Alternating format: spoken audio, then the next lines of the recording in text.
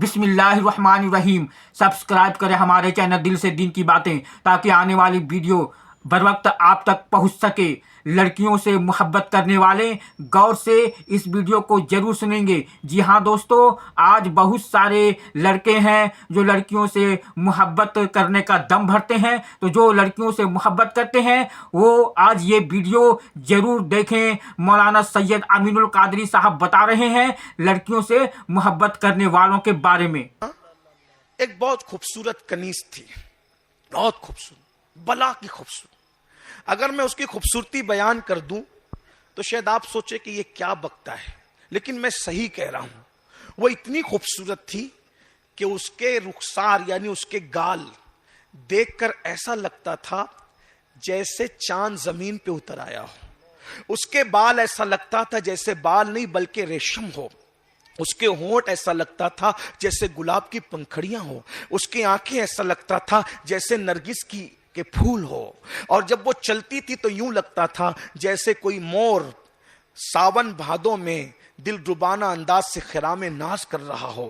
اگر وہ تیز چلے تو یوں لگے جیسے کسی جنگل میں ہرن چوکڑی بھر رہا ہو، اور اگر وہ کبھی کھلکھلا کے ہنس دے تو ایسا لگتا تھا جیسے قریب سے آبشار گرنے کی آواز آ رہی ہو۔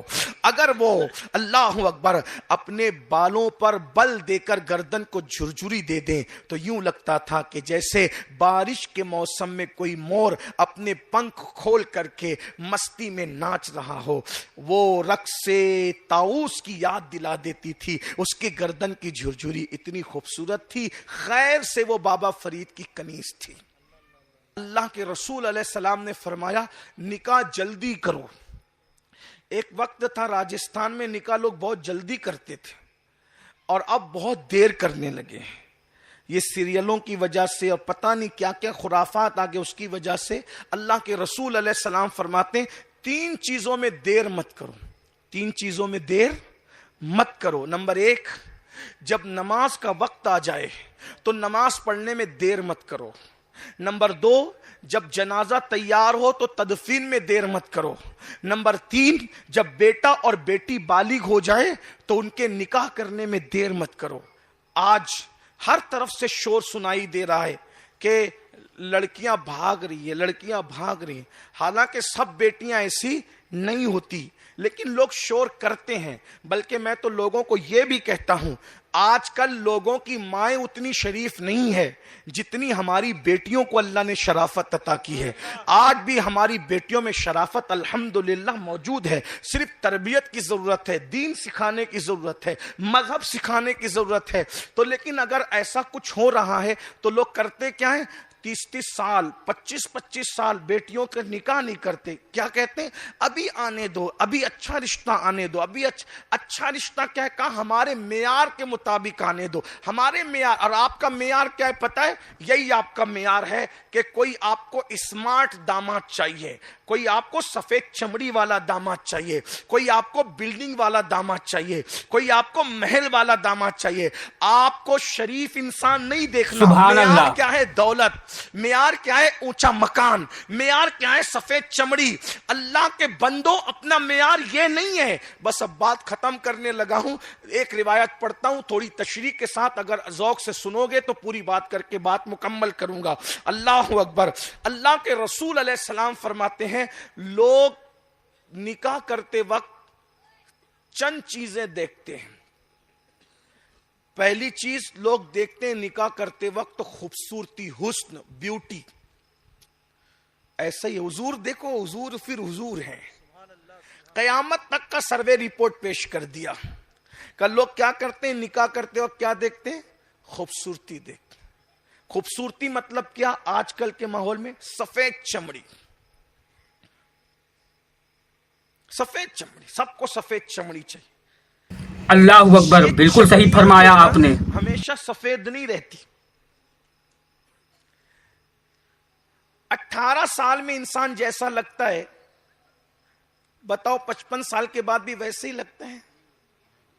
18 سال میں مکمل فٹ تھا، 55 سال میں آیا تو کیسا دکھتا ہے؟ ادھر سے پیٹ نکلا، ادھر سے کمر، ادھر سے گوشت، یہ ادھر چہرہ بڑھ گیا، وہ ہو گیا، وہ پتہ نہیں کیا کیا ہو جائے، ہے نا؟ تو آپ اگر صرف بیوٹی دیکھو گے, صرف خوبصورتی دیکھو, نوجوان لڑکوں کی خاص طور, آج شریف بچیاں گھر میں بیٹھی ہوئی, شریف لڑکوں کو لڑکیاں ریجیکٹ کرتی ہے, یہ تو اچھا نہیں دکھ رہا ہے, اس کو کیسا چاہیے؟ ہیرو چاہیے اس کو. لڑکیوں کو ہیرو چاہیے اور لڑکوں کو ہیروئن چاہیے. ایک بات آپ کو کہوں, سچی بات, دیکھو میں گراؤنڈ لیول کا آدمی ہوں, آپ کا آدمی, اور آپ کی طرح بات کرنا چاہتا ہوں. میرے جانے کے بعد یہ حضرات پتہ نہیں کیا کہیں گے کہ کس کو بلایا تھا, لیکن مجھے اس کی پرواہ نہیں ہے. حالانکہ اللہ والے لوگ ایسا نہیں کہیں گے, لیکن دیکھیے اگر کھانسی آ رہی ہو نا تو پھر دوا کھانسی کی ہی دینی پڑے گی. اگر کوئی کہے کہ بھائی کھانسی کی دوا کیوں ہے, تو اگر کھانسی نہ ہوتی تو کھانسی کی دوا نہ دیتے. یہی ہے نا, دوا والے کو, کھانسی والے کو کینسر کی دوا تو نہیں دے سکتے نا. تو جیسی بیماری ویسا علاج. تو یہ میرے جو نوجوان لڑکے, چھوکرے ہیں, بچیاں ہیں, ان کو میں کہتا ہوں, یہ جو ہیرو ہیروئن کے چکر میں پڑے ہو نا, یہ لوگ گھنٹوں میک اپ کر کے اسکرین کے سامنے آتے ہیں تو ایسے دکھتے ہیں. ان کو کبھی نیند سے اٹھنے کے بعد دیکھ لو تو وہ تمہارا گیریج میں پچری کرنے والا اچھا نظر آئے. یہ کوئی میں ہنسانے کے لیے نہیں کہہ رہا, میری طبیعت میں نہیں ہے جلسوں میں ہنسانا, کیونکہ یہ ہنسانے کی اور یہ جوک کی محفل نہیں ہے, یہ تو رونے رلانے کی محفل, یہ تو اصلاح کی محفل, آخرت یاد دلانے کی محفل ہے. میں اپنی آپ سے بھی کہتا ہوں, آپ وہ چڑیل کو جو 4 گھنٹے میک اپ کر کے آئی ہے, ہزاروں روپے اس نے اپنے چہرے پر صرف کیے ہیں, اس سے آپ کمپیئر کرتے ہو کچن میں بیٹھ کر روٹی بنانے والی لڑکی کو؟ کہاں وہ اسکرین پر آ کر زنا کرنے والی زانیہ عورتیں جو اسکرین پر آ کر کے ناچتی ہے, میں کسی کا نام نہیں لے رہا ہوں, جو زنا کرواتی ہیں وہ آپ کو پتا ہے سب, وہ ناچنے والیاں, زنا کرنے والیاں, ابرو بیچنے والیاں جو اسکرین پہ زنا کرتی ہے, ان سے آپ کمپیئر کرتے وہ ہزاروں روپے کا میک اپ خرچ کرنے والی کے شریف روٹی بنا رہی ہے جو گھر میں اس کی. کبھی اس کو نیند سے اٹھتا ہوا دیکھ کر کے کھڑا کر, اور پھر جس کے ساتھ تو نکاح کرنا چاہتا ہے اس کو کھڑا کر. اس کی اس لانتی صورت سے زیادہ اس کی شرافت کا نور تجھے نظر آئے گا. آپ کیا کمپیئر کرتے ہیں؟ سبحان اللہ. آپ میک اپ کو دل دے بیٹھے. اچھا چلے اگر کوئی واقعی سفید چمڑی بھی ہو تو میں آپ کو ایک بات سناتی ہوں. حسن ہمیشہ نہیں رہتا, اور حسن جو ہے نا, حسن چمڑی کی سفیدی کا نام نہیں ہے. حسن کی تعریف آج مجھ سے آپ سن لیں. حسن کہتے ہیں عشق والا دل ہو, عشق رسول والا دل ہو, اور سنت رسول والا کردار ہو, یہ ہے حسن. چمڑیاں اہمیت نہیں. میرے بھائیوں, اگر آپ سفید چمڑی کو خوبصورتی کا نام دیں گے تو حضرت بلال کے حسن کو کیا نام دیں گے آپ؟ سوچئے نا ذرا. تو صرف چہرے مت دیکھو, سیرت بھی دیکھو. اور ایک بات یہ بھی کہتا ہوں, خوبصورت ماں خوبصورت بیٹا پیدا کرے یہ ضروری نہیں ہے. خوبصورت باپ خوبصورت بیٹا پیدا کرے اللہ اکبر, بالکل صحیح فرمایا آپ نے. دیندار ماں باپ ہوں گے تو وہ دیندار اولاد کو جنم دیں گے. اسی لیے غوث پاک نے لنگڑی قبول کیا, لولی قبول کیا, اندھی قبول کیا, گونگی قبول کیا, لیکن صاحب کردار قبول کیا. اور پھر آپ جانتے تھے لنگڑی چل جائے گی, لولی چل جائے گی, اندھی چل جائے گی, گونگی چل جائے گی, کیونکہ لنگڑی ماں لنگڑا بیٹا پیدا کرے یہ ضروری نہیں ہے. کتنی بھی لنگڑی ہو, کیسی بھی لولی ہو, لیکن ہے تو نیک باپ کی بیٹی, چلو نکاح میں لے لو. حالانکہ وہ لنگڑی لولی نہ تھی, آپ بار بار کا قصہ سن چکے ہیں, لیکن تھی کتنی پاک دامن. کا لنگڑی اس لیے کہ گھر کے باہر کبھی قدم نہیں نکالا, لولی اس لیے کہ کبھی اس نے اپنے ہاتھ سے حرام کام نہیں کیا, گونگی اس لیے کہ کبھی نہ جھوٹ بولا نہ کبھی غیبت کی, اور بہری اس لیے کہ کبھی خدا کی نافرمانی کی بات اس کے کان میں نہیں پہنچی. تو پھر اس ماں سے پھر بیٹا جو پیدا ہوا وہ صرف ولی نہیں تھا بلکہ ولیوں کا سردار شیخ عبد القادر جیلانی تھا. تو یاد رکھیں, جب مائیں نیک ہوتی ہے تو بچے بھی نیک ہوتے ہیں. ایک بات یہاں یاد آئی, نوجوان اپنی اصلاح کریں. سفید چمڑی, سفید چمڑی. پھر اس کے بعد جب وہ سفید چمڑی لاتے ہیں نا تو پھر وہ تماشا ہوتا ہے گھر میں. پھر آگے کہتے ہیں حضرت سنتی نہیں ہے, تو تم نے کس کو اٹھا کے لایا؟ جب آپ ہنسنے کی بات نہیں ہے، لیکن اگر آپ ہنس لیں تو شادی کا موقع ہے، مجھے کوئی اعتراض بھی نہیں، لیکن یہ بات کنٹرول میں نہیں ہے، کیونکہ اس کو تو رات دن اپنے حسن پر نخرا ہے۔ خدا جب حسن دیتا ہے نزاکت آئی جاتی۔ سب خوبصورت لوگ ایسے نہیں ہوتے، ہمارے یہاں بھی کچھ خوبصورت لوگ ہیں، بڑے شریف ہیں، ہاں بس، لیکن شریف وہ ہیں خوبصورت لوگ جن کا رشتہ گنبد خضرا سے جڑا ہوا ہے۔ سن لیجئے بات عرض کروں نا، آپ تھک تو نہیں گئے نا؟ شادی کی محفل عرض کرتا ہوں۔ بابا فرید سرکار کے یہاں ایک بہت خوبصورت کنیز تھی، بہت خوبصورت، بلا کی خوبصورت۔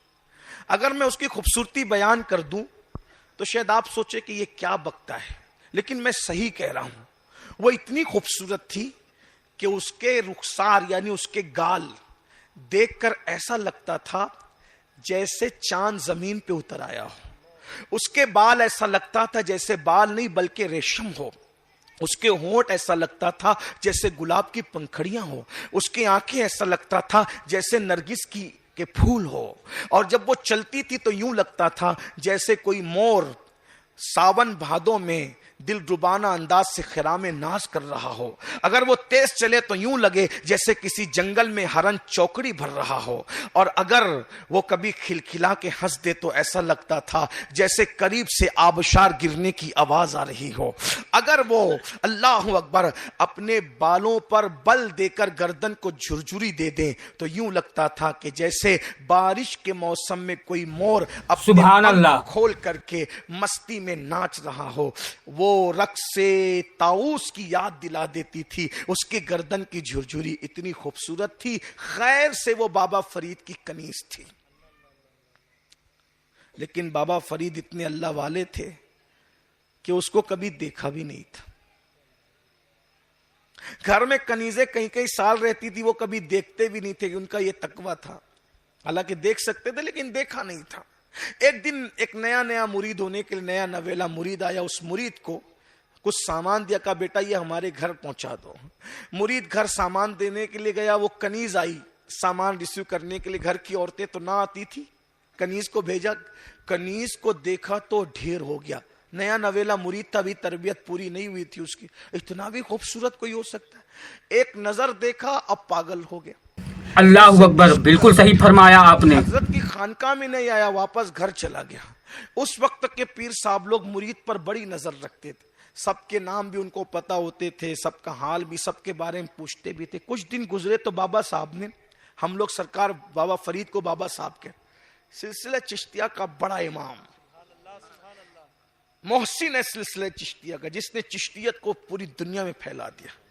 دو ایسے ہیرے تراشے کہ جس سے چشتیت کے ڈنکے بج گئے، ایک نظام الدین محبوب الہی، ایک مخدوم علی احمد صابر کلیری۔ جس کے مرید ایسے ہو وہ پیر بابا فرید کیسا ہوگا؟ اللہ اکبر۔ بہرحال یہ عنوان میرا سرکار بابا فرید کا نہیں، لیکن ذکر آ گیا تو بات کر رہا ہوں۔ تو آپ نے مرید کے بارے میں، ارے وہ میرا فلاں مرید نہیں دکھتا، تو دوسرے مریدوں نے کہا سرکار وہ تو آپ کی کنیز کا عاشق ہو گیا، دیوانہ ہو گیا، پاگل ہو گیا، وہ دل دے بیٹھا آپ کی کنیز کو، بھول جاؤ اس کو۔ سرکار بابا فرید نے کہا مرید بھولنے کے لیے نہیں ہوتے، بلا اس کو۔ مرید آیا، شرمندہ تھا، نظریں نیچے۔ سرکار نے کہا کیا بات ہے بیٹا، کچھ سن رہا ہوں، صحیح سن رہا ہوں؟ حضور ہمت نہیں ہے، لیکن آپ نے جو سنا ہے صحیح ہے کہ آپ کی کنیز پر دل آ گیا۔ کوئی بات نہیں بیٹا، دل کی بات ہے، آ گیا کوئی بات نہیں، لیکن اللہ والوں کا اصلاح کا انداز دیکھ۔ میں وہ کنیز کو بلاتا ہوں، دیکھ لے وہی ہے کہ دوسری ہے۔ اس کو بلایا، یہی ہے؟ جی سرکار یہی ہے۔ بیٹا ہمارا وعدہ، انشاءاللہ ٹھیک 1 ہفتے میں ہم اس کے ساتھ تیرا نکاح کر دیں گے، جا تیاری کر۔ اب کیا ہوا؟ وہ تو خوش ہو گیا۔ بھائی جب کسی بندے کو انہونی چیز مل جائے تو اس کی کیا حالت ہوگی؟ تو خوش ہو گیا، جا تیاری کر، یاد رکھنا یہی ہے نا؟ ہاں یہی ہے، بہت خوبصورت ہے، ٹھیک ہے جا۔ جیسے وہ مرید گیا، بابا فرید سرکار نے کہا اس عورت، اس لڑکی کو جلاب کھلاؤ۔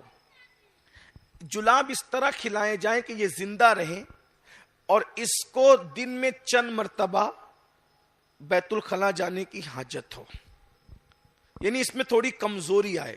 یعنی اس پہ ظلم بھی نہ ہو لیکن اس میں تھوڑی کمزوری آ جائے.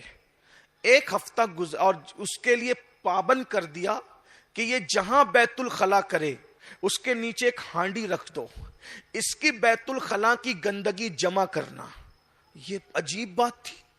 اب وہ جہاں بیت الخلا کرتی وہاں ہانڈی رکھی ہوئی تھی, وہیں پر وہ بیت الخلا کر رہی. ظاہر سی بات ہے کہ جب کوئی بندہ اس کو جلات کھلائے جائیں گے تو لوز موشن ہی ہوں گے, اور وہ جمع ہوتا رہا. ایک ہفتے کے بعد اب وہ بالکل کمزور سی, مریل سی, اب جس کے چہرہ کا ابھار تھا, رخسار ابھرے ہوئے تھے, اندر کو چلے گئے, آنکھیں دھس گئی, آنکھیں بھری بھری تھی, سونی سونی ہو گئی, بال ایسے لگنے لگے, جھڑنے لگے. ایک ہفتے کے اندر بال اللہ اکبر یوں لگتے تھے یہ کس کے بال ہے, کیسے.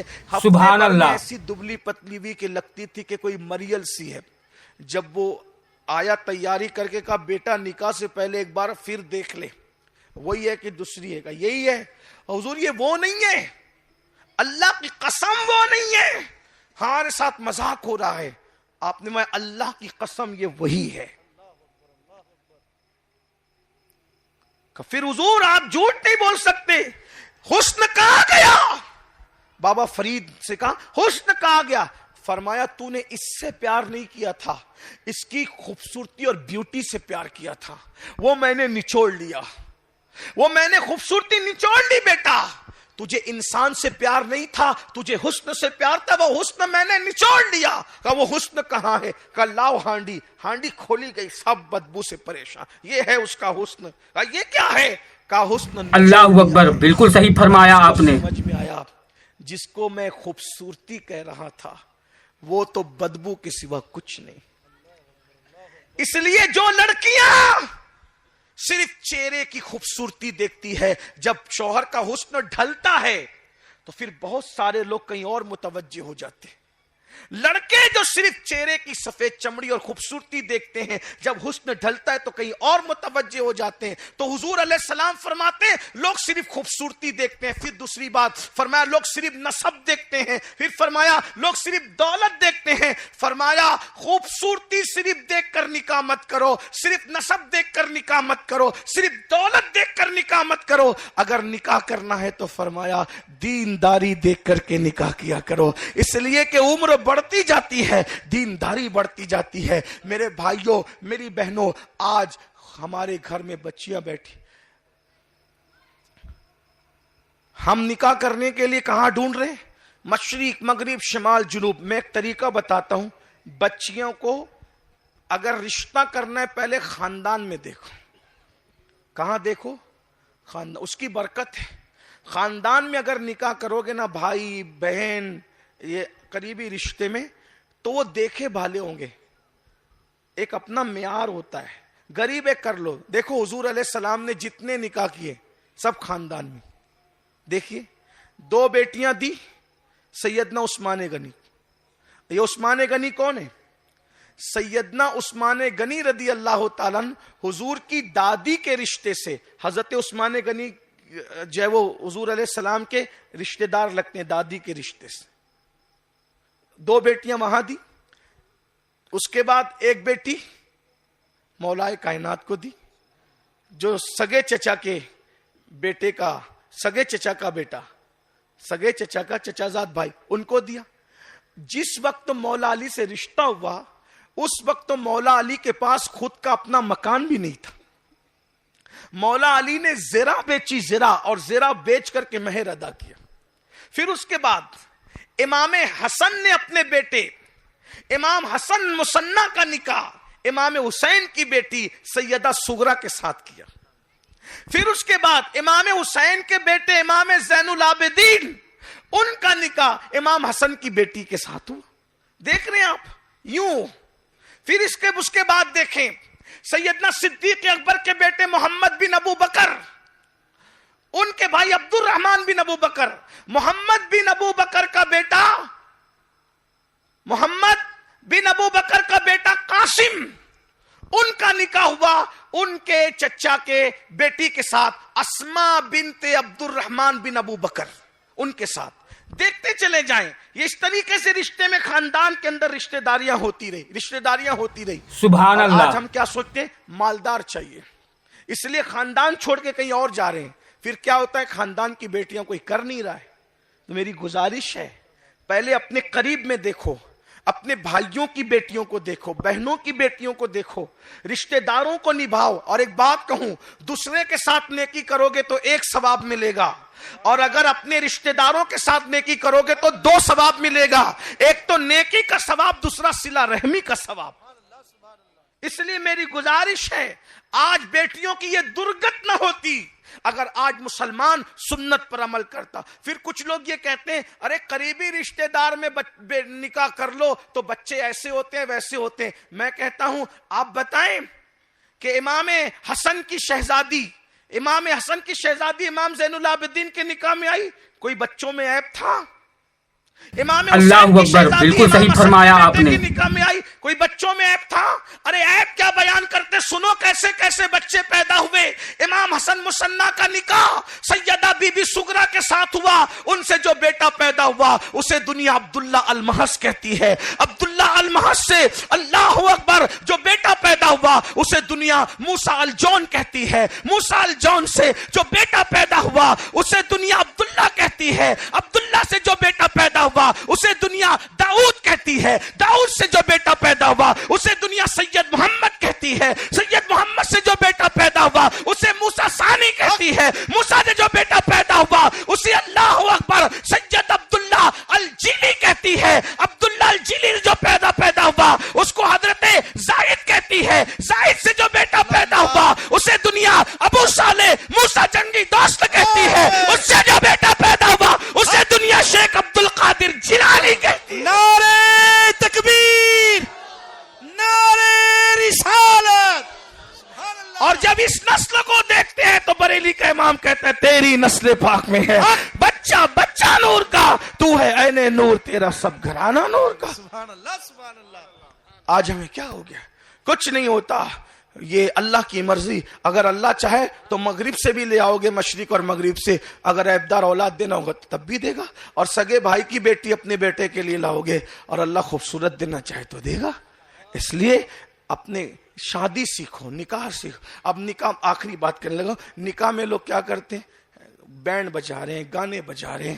اور ایک بات مجھے پتا چلی, آپ کے یہاں کیا ماحول ہے نہیں پتا, لیکن دوسرے علاقوں میں چونکہ آپ کی دعاؤں سے آپ جانتے ہیں, میں پورے ہندوستان میں جاتا ہوں.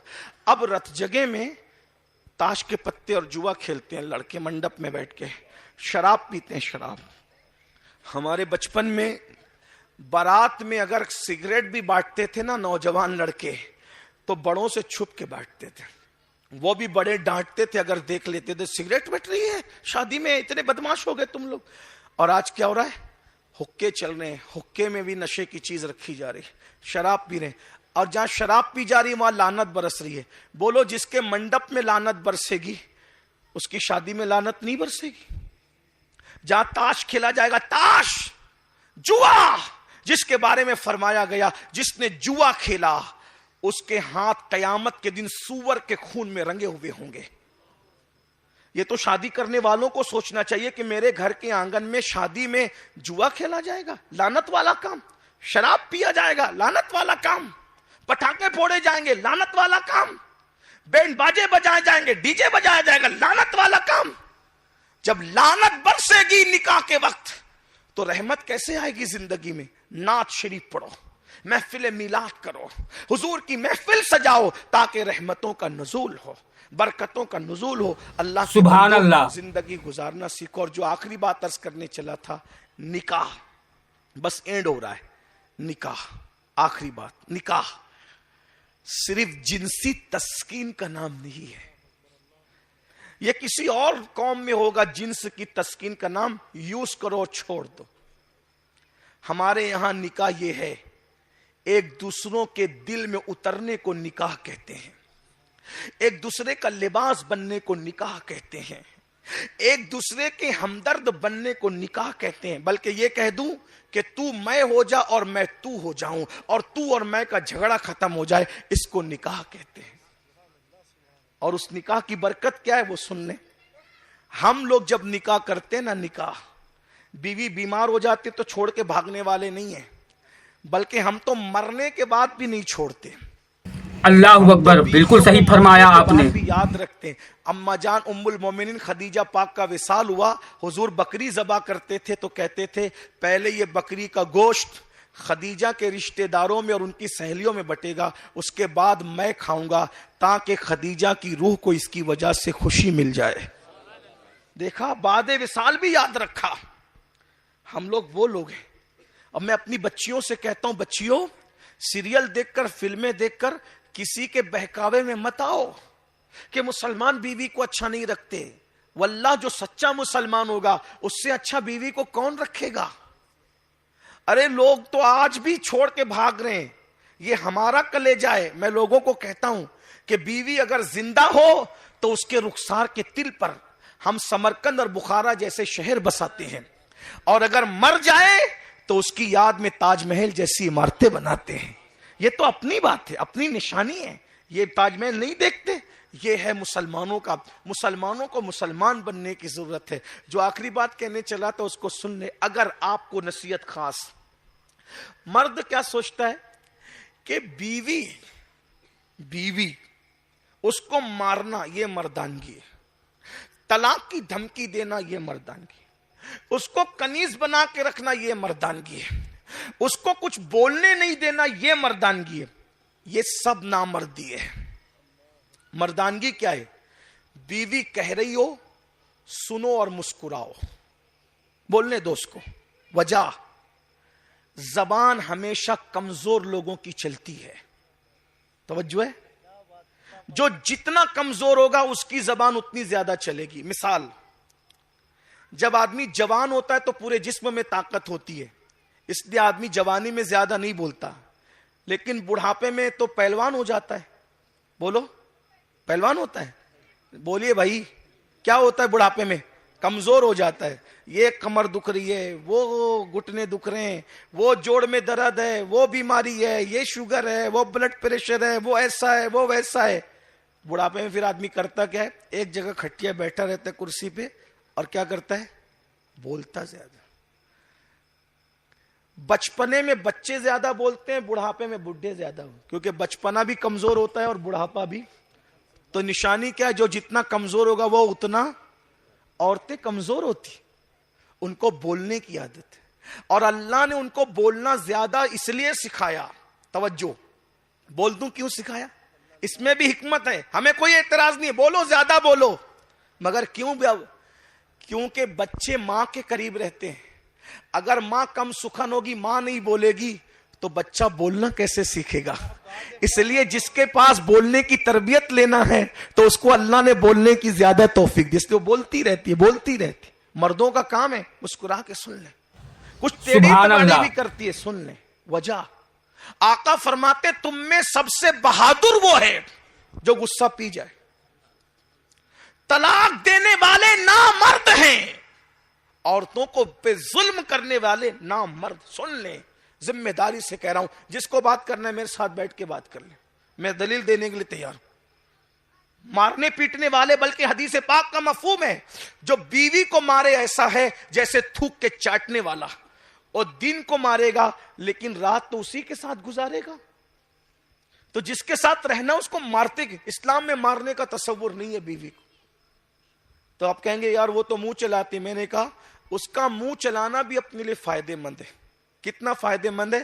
وہ جو آخری بات کہنے چلا تو اس کو سنے، بات پوری کرتے۔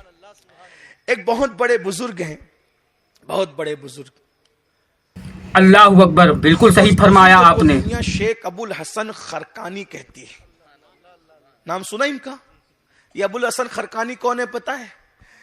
جب محمود غزنوی ایک جنگ کو بار بار ہار گیا تو ابو الحسن خرقانی کے پاس گیا، کہا سرکار میں جنگ ہار رہا ہوں، جیت نہیں پا رہا ہوں، کچھ عطا کرے۔ تو اپنا جبہ دیا، کہا جنگ میں میرا جبہ رکھ کے دعا کرنا، میرے جبے سے کی برکت سے اللہ تجھے فتح دے گا۔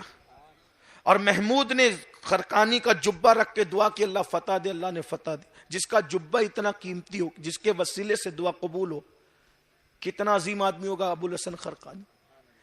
اتفاق سے ایک بہت بڑا فلسفی، یعنی دنیاوی ایجوکیشن کا ماہر، فلسفے میں بہت ماہر، وہ حضرت کا معتقد ہو گیا، بلکہ مرید ہو گیا، فلسفی مرید ہو گیا.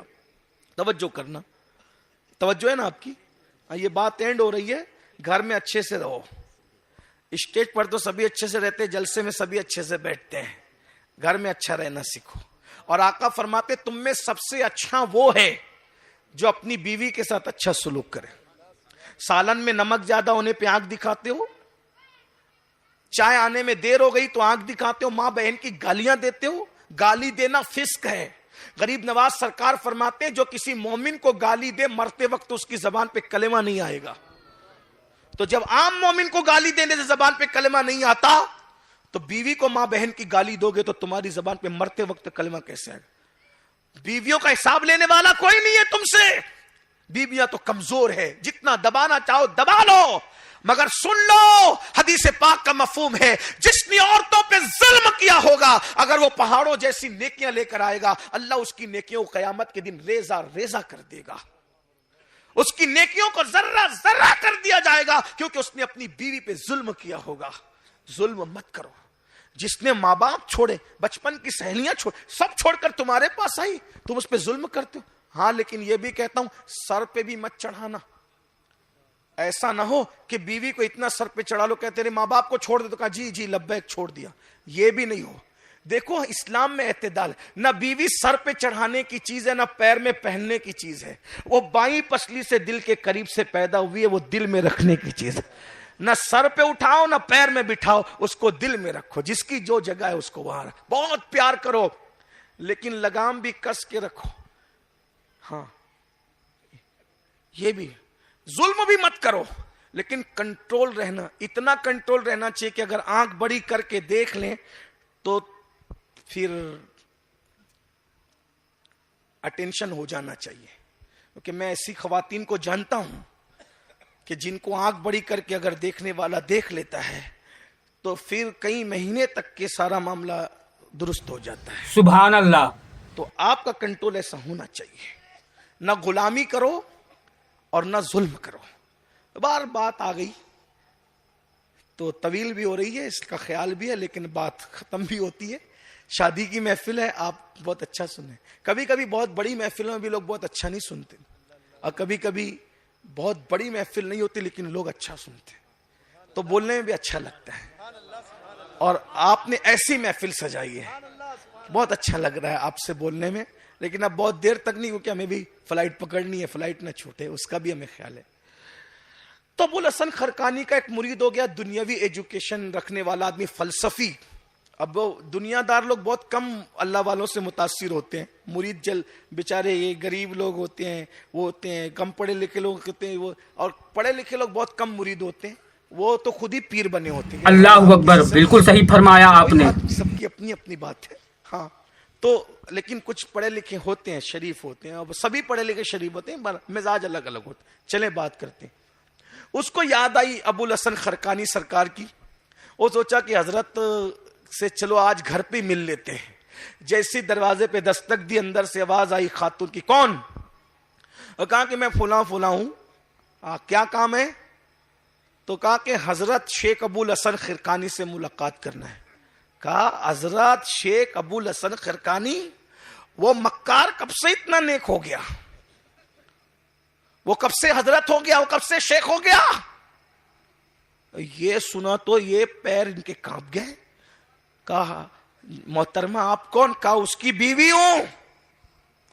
اب یہ تو بیچارہ سوچا یار جس کی بیوی جس کو مکار کہے، یہ تو پھر معاملہ گڑبڑ ہے. اب اس کی عقیدتوں کا شیش محل ابھی چکنا چوری ہونے کو تھا کہ قدرت نے رہنمائی کی. پیچھے دوسرا اچھا والا پیر بھائی کھڑا تھا. اس نے کہا جناب ادھر آؤ ادھر آؤ ادھر آؤ. کیا بات ہوئی؟ یار وہ حضرت کی بھی حضرت کو مکار کہتی ہے. چپ خاموش رہے. حضرت یہاں نہیں ملیں گے، حضرت ابھی آ رہے ہیں. حضرت کو دیکھا تو حضرت کس طرح آ رہے تھے؟ لکڑی لانے گئے تھے جنگل. لکڑی، یہ اللہ والے لوگ یہ اپنے گھر کی لکڑیاں بھی خود ہی لاتے تھے. اور آج کل ہم لوگ کیسے اللہ والے بن گئے کہ اپنا جوتا بھی پہننے میں شرم آتی ہے ہمیں. لا الہ الا اللہ استغفر. ہم کب بنیں گے اللہ والے ہیں؟ ہاں جوتا پہنانا یہ آپ کی سعادت ہے، اپنے بزرگوں کو بالکل پہنایا کرو، لیکن ہمیں چاہیے کہ ہم اپنا کام کوشش کریں کہ اپنے ہاتھ سے، ہماری خواہش یہ ہونی چاہیے۔ بلکہ لوگوں کا تو محبت اتنی ہے کہ لوگ مجھے بھی پکڑ کے چلاتے ہیں۔ میں کہتا ہوں بھائیو، جو 60 کے اوپر لوگ آئے نا ان کو پکڑ کے چلایا کرو۔ ابھی میں عمر کے اس حصے میں کہ میں بھی کسی کو پکڑ کے چلا سکتا ہوں، لیکن لوگ مانتے نہیں، مجھے بھی پکڑ کے لاتے ہیں اسٹیج پہ۔ بہرحال یہ محبت ہے آپ کی۔ اور بات یاد رکھنا، خدمت کیا کرو، کیونکہ اللہ والوں کی خدمت سے وہ کچھ مل جاتا ہے جو برسوں کی محنت سے نہیں ملتا۔ ایک مرتبہ ایک صحابی نے رسول اللہ کی نالین حضور کو پہنا دی، سرکار نے فرمایا تو نے میری نالین مجھے پہنا دی ہے، اللہ پل صلات پر تیرے قدم کو سلامت رکھے۔ اور آئی تو نالین اپنے مرشدوں کی سنبھالا کرو، پنایا کرو، لیکن میں اپنی بات کر رہا ہوں، ہمیں اپنا کام اپنے ہاتھ سے کرنے کی عادت ڈالنی چاہیے، ڈیپینڈ نہیں رہنا چاہیے۔ عبداللہ ابن مسعود سے کسی نے پوچھا آپ اتنے بڑے عالم کیسے بن گئے؟ تو کہا اتنے بڑا عالم بننے کا راز ایک ہی تھا، حضور جہاں نالین اتار دیتے تھے میں جھٹ سے اٹھا لیتا تھا، اور آستین بڑی سلاتا تھا ان دنوں میں، آستین میں چھپا کر سینے سے لگا کر، جب تک حضور کام میں لگے رہتے بیٹھا رہتا، حضور کی نالین سینے سے لگاتے اللہ نے مجھے اتنا بڑا عالم بنا دیا۔ لوگ کتابیں پڑھ کے وہاں نہ پہنچے جہاں رسول اللہ کی نالین نے پہنچا دیا۔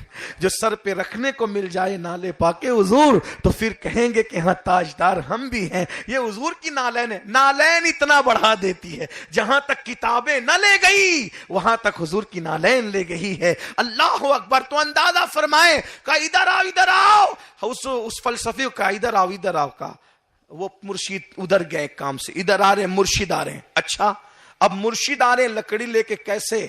شیر پہ بیٹھے ہیں، روزانہ سر پہ رکھ کے لاتے تھے، کیونکہ پیر روشن ضمیر ہوتا ہے۔ سمجھ گئے کہ کیا ڈرامہ ہو گیا ادھر، کیا معاملہ ہو گیا، سمجھ گئے پیر روشن ضمیر ہوتا ہے۔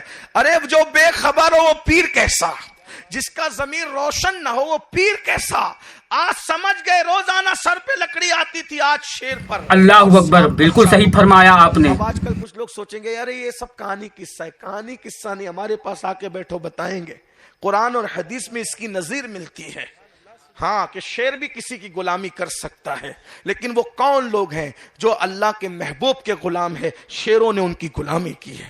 ہمارے پاس روایتیں ہیں۔ بہرحال تو عرض کیا کر رہا تھا، شیر پر بیٹھے ہیں، لکڑیاں ہیں شیر پہ رکھی ہوئی، ہاتھ میں سانپ کا چابک ہے۔